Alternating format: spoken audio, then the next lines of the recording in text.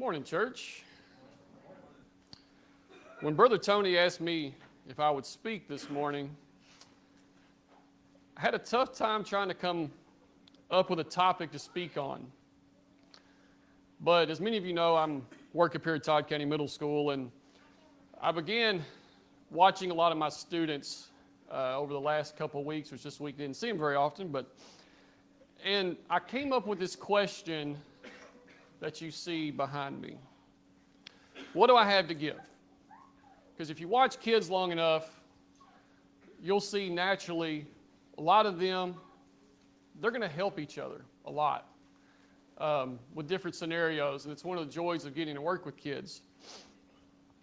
With us being so close to Nashville, Tennessee, we see tons of artists come in and out of Music City.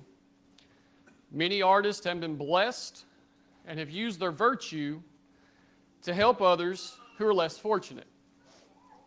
And as I change slides, no, my wife did not influence my sermon at all.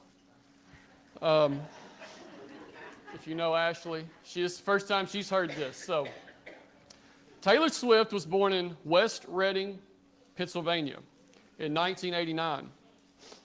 She's always loved music, and at the age of 11, she got to sing the national anthem for the Philadelphia 76ers.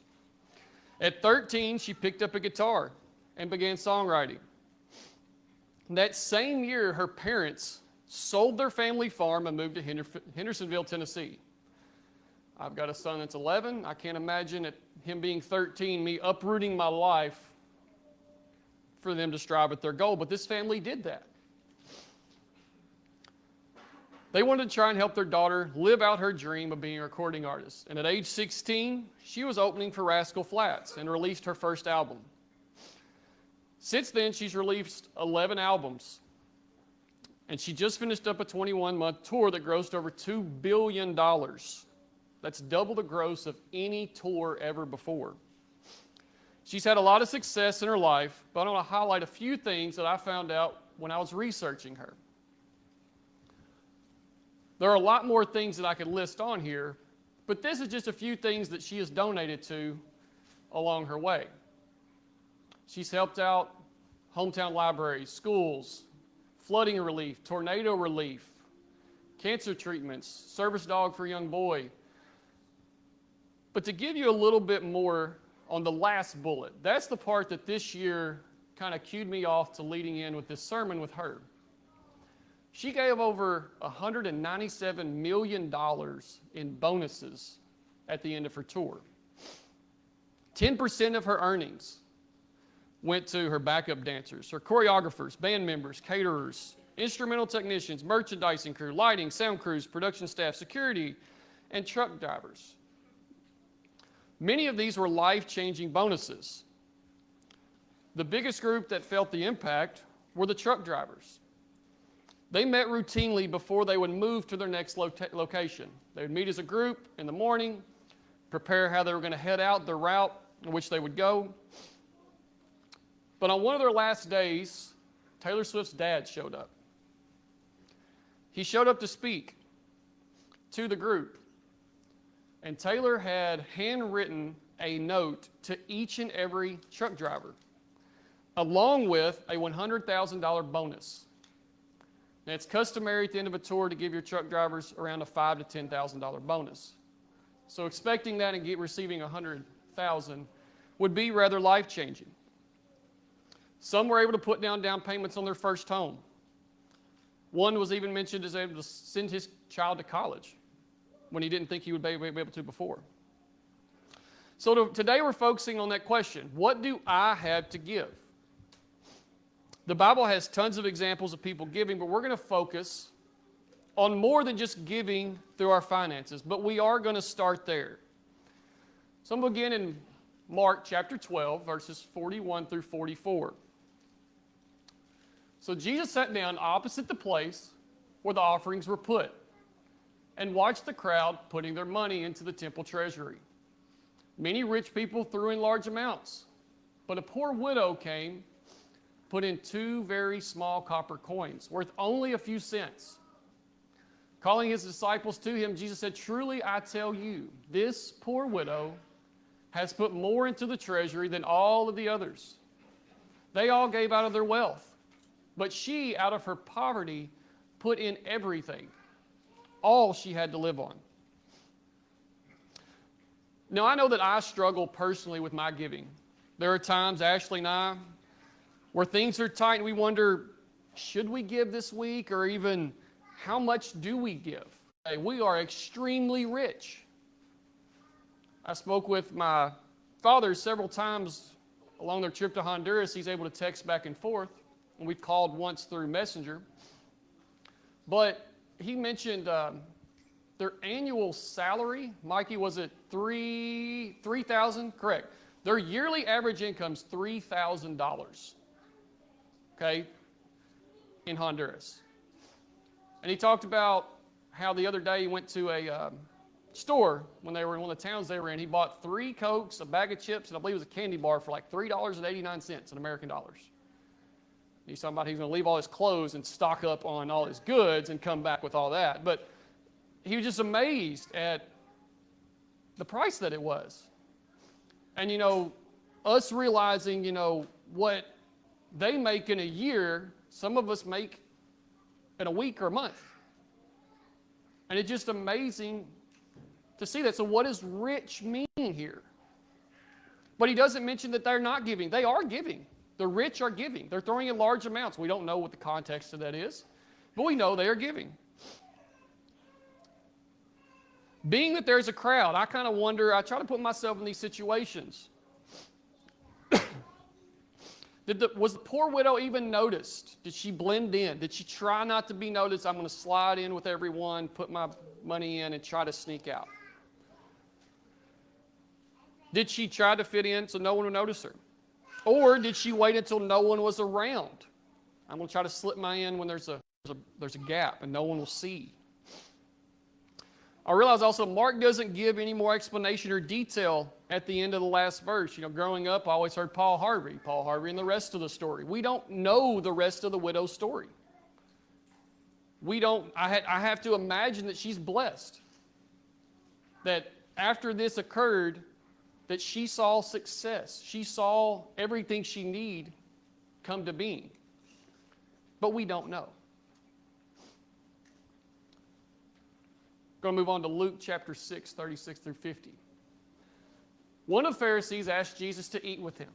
So Jesus went into the Pharisee's house, sat at the table. A sinful woman in the town learned that Jesus was eating at the Pharisee's house. So she brought an alabaster jar of perfume and stood behind Jesus at his feet, crying. She began to wash his feet with her tears, and she dried them with her hair, kissing them many times and rubbing them with the perfume. When the Pharisees who asked Jesus to come to his house saw this, he thought to himself, if Jesus were a prophet, he would know that the woman touching him is a sinner. Jesus said to the Pharisee, Simon, I have something to say to you. Simon said, Teacher, tell me. Jesus said, 2 people are owed money to the same banker. One owed 500 coins and the other owed 50. They had no money to pay what they owed, but the banker told both of them they did not have to pay him. So which person will love the banker more? Simon the Pharisee answered, I think it would be the one who owed him the most money. So Jesus said to Simon, you're right. Then Jesus turned toward the woman and said to Simon, do you see this woman? When I came into your house, you gave me no water for my feet, but she washed my hair with her tears and dried them with her hair. You gave me no kiss of greeting, but she's been kissing my feet since I came in. You did not put oil on my head, but she poured perfume on my feet. I tell you that her many sins are forgiven. So she showed great love, but the person who is forgiven only a little will love only a little. Then Jesus said to her, your sins are forgiven. The people sitting at the table began to say amongst themselves, who is this who even forgives sin? Jesus said to the woman, because you believed, you are saved from your sins. Go in peace. First thing I notice when reading this is in verse 37. A sinful woman. Why did the writer make sure to point out that she was sinful? When we know all men are sinful. The following sentence leads me to believe that she knew she was sinful. Notice they're eating at the Pharisee's house. I wonder if they believed they were without blemish. Many people will gather with others of faith and not want to act as if they live in sin. The woman knew she was sinful, and she knew exactly where she needed to go. You notice it says that she learned that Jesus was eating at this house. She was not invited. She wasn't already there. She knew Jesus was there and knew that that's where she needed to be. Once again, I throw myself into the situation. I hear Jesus is at 101 Sunset Drive in Elkton, Kentucky. I was like, I need to be there. I'm not invited. I just know he's there. So I get up, I go. I go into the house. Do I slip in unnoticed? Are there others there? I don't know. But I'm going to go show up at this house where I'm not invited, and I'm going to make myself be where Jesus is. Nextly, I don't know about you all. My sister can attest to this and my parents, but my feet, they can get pretty rank. Okay, just being honest. I referee, I rarely sweat on my head, my face much, but my feet, I mean, just being honest, it's rough. I can remember playing basketball in high school, and after games, you know, you can be signed out by your parents to go home, and I would try to get in the car and slip my shoes off, and I would, 3 or 4 seconds, be told, Stephen, I know, just put them back on, okay? So it wasn't, you know, it's just how I was blessed. That's where I sweat. But I can imagine living in the Middle East, okay? You know, we have people who are veterans who have been to the Middle East. You're wearing sandals. It's extremely hot. It doesn't matter if you've been traveling or if you've been sitting just hanging out where there's no air conditioning. Your feet are going to be funky. This woman sees Jesus. She goes in that house, not invited. She sees him, and she begins to clean his feet. Once I put myself in that situation, if I'm sitting around the table, if I'm that Pharisee, I'm looking like, who is this woman? I didn't invite her. And she's now touching Jesus' feet. And I can imagine that they're probably not in the best of shape walking around in these conditions. She begins to clean them with her tears. So we know that she wasn't just tearing up. You know, if I'm crying enough that I am a lot of tears, I'm probably sobbing. Okay? So my family can attest, I don't cry often. That's one of the things actually says I don't show emotion. But, you know, at a funeral, you know, it's probably about the only time she's ever seen me cry. And when I do, you know, there's usually noises involved. You know, you're sobbing. So once again, put yourself there. She's uninvited. She goes there. She shows up. Now she's cleaning this man's feet, and she's probably sobbing profusely. Enough tears that she's able to clean his feet. Jesus then goes on to read this Pharisee's mind. You notice it says, see, verse 39, when the Pharisee who asked Jesus to come to his house saw this, he thought to himself. He did not ask Jesus this question. So I wonder then too, like, as they start this conversation and Jesus answers him, does he start and think to himself, wait, I never asked this man this question? Or does he just realize and continue on without ever noticing it? You know, this man just read my mind and he's asking me a question about it.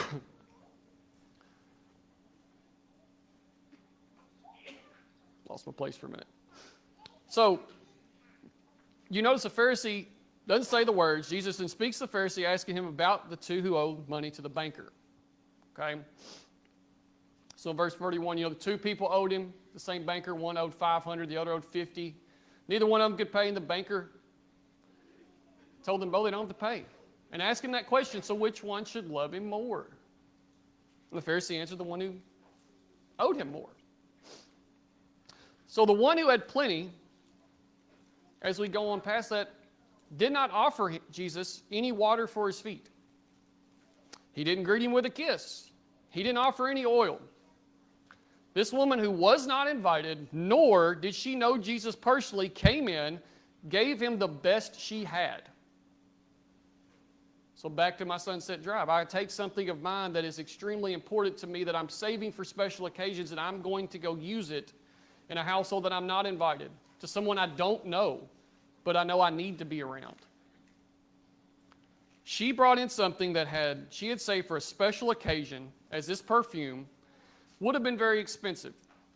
She gave someone something of importance to her that she had saved for another time. So she did not give out of her finances. She gave something of value she had. I'm going to move to Matthew.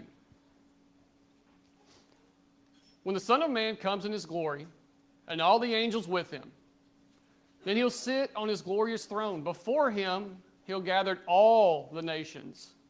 And he'll separate people one from another as the shepherd separates the sheep from the goats. And he'll place the sheep on his right and the goats on his left. Then the king will say to those on his right, "Come, you who are blessed by my Father. Inherit the kingdom prepared for you from the foundation of the world. For I was hungry, and you gave me food. I was thirsty, and you gave me drink. I was a stranger, and you welcomed me in. I was naked, and you clothed me. I was sick, and you visited me. I was in prison, and you came to me." Then the righteous will answer him, saying, "Lord, but when did we see you hungry and feed you, or thirsty and give you drink? And when did we see you a stranger and welcome you, or naked and clothe you? And when did we see you sick or in prison and visit you?" And the king will answer them, "Truly, I say to you, as you did it to one of the least of these of my brothers, you did it to me." So here you see the talk about the final judgment. It is mentioned that when Jesus comes in all of his glory, that he'll gather all nations together. All the world will be with Jesus. Then he will divide them left and the right. Here I'm only focusing those on the right. Continue reading on in Matthew, you'll read about those on the left. This group is getting to enter the kingdom. And he gives them the explanation of why they're getting in. In verse 35, "For I was hungry and you gave me food. I was thirsty and you gave me drink. I was a stranger and you welcomed me. I was naked and you clothed me. I was sick and you visited me. I was in prison and you came to me." If you ever think that you can't give anything, I want you to look at that list. He doesn't mention finances anywhere in there. That's where we started.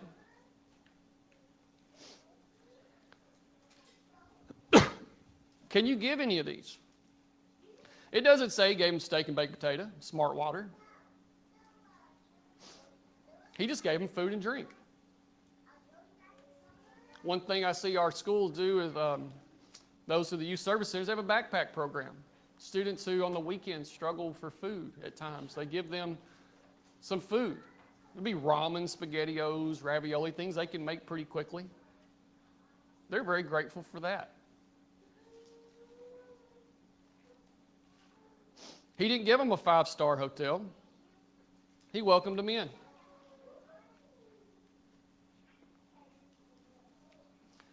He didn't give a shirt and tie or formal dress, but he was clothed. He received a visit when sick or in prison. Everything in that list right there does not require someone to have mounds of money stored away in order to help someone. It takes someone with an open heart and someone looking to want to help. This church has so many things going on that fit into those verses right there. We have individuals opening up the fellowship hall, the parsonage when people are displaced.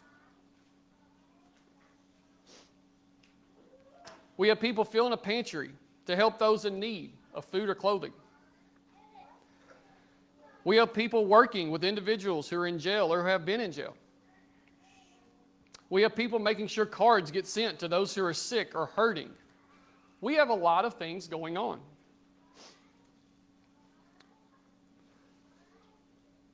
But the thing is, the thought I want to give you,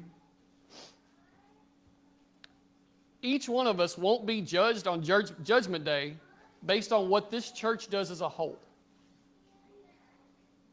When we get there, it's not going to be, well, Westside did this. What did you do? Individually.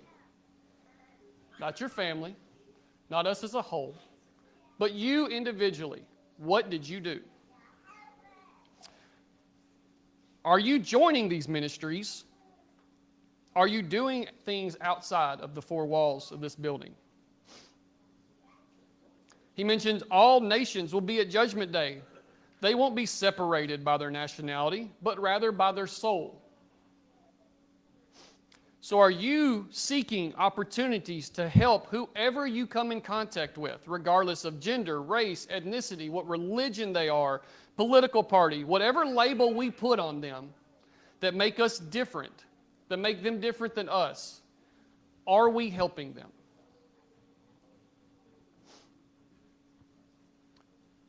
Last scripture we'll have today. Hebrews chapter 13, 15, and 16. Through him, then let us continually offer up a sacrifice of praise to God. That is the fruit of the lips that acknowledge his name.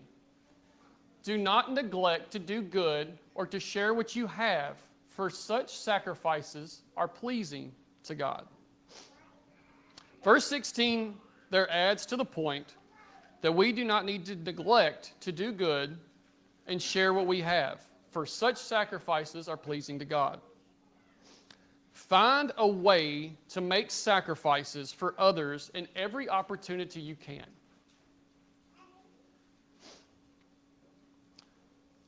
I want to leave you with a little information about a man named William M. Golden. There isn't a whole lot of detail and background about this man, but what little I found is listed above. I could not find out what put him in prison for 8 years, but it is explained that he had to do hard labor while in prison in Mississippi. But through all his hardship, he wrote several hymns that we sing today, including "To Canaan's Land I'm on my way, where the soul never dies." And my favorite, "A Beautiful Life." And I think he hits the nail on the head with this song and how it relates to how we should live and one day be standing with those on the right side of God. The verses here. Each day I'll do a golden deed. By helping those who are in need, my life on earth is but a span, and so I'll do the best I can. To be a child of God each day, my light must shine along the way. I'll sing his praise while ages roll and strive to help some troubled soul. The only life that will endure is one that's kind and good and pure. And so for God I'll take my stand. Each day I'll lend a helping hand. I'll help someone in time of need and journey on with rapid speed. I'll help the sick, the poor, and weak, and words of kindness to them speak. While going down life's weary road, I'll try to lift some traveler's load. I'll try to turn the night to day, make flowers bloom along the way. This song is one of my favorite. And it's kind of funny how things work out. I hadn't spoken to Chandler or anything when he said his prayer, give us opportunities to care for those who need care. He mentioned that. When we sing songs that we sing, I challenge you to thoroughly listen to what you're singing. Listen to the words. They have a purpose. It's not just words to say. I may do a lot of wrong throughout my life, and there may be things that I do some people may disagree with, but I strive to live my life with the words each day written in this hymn. So I ask you this question we opened up with a little twist. What do you have to give? What are you giving?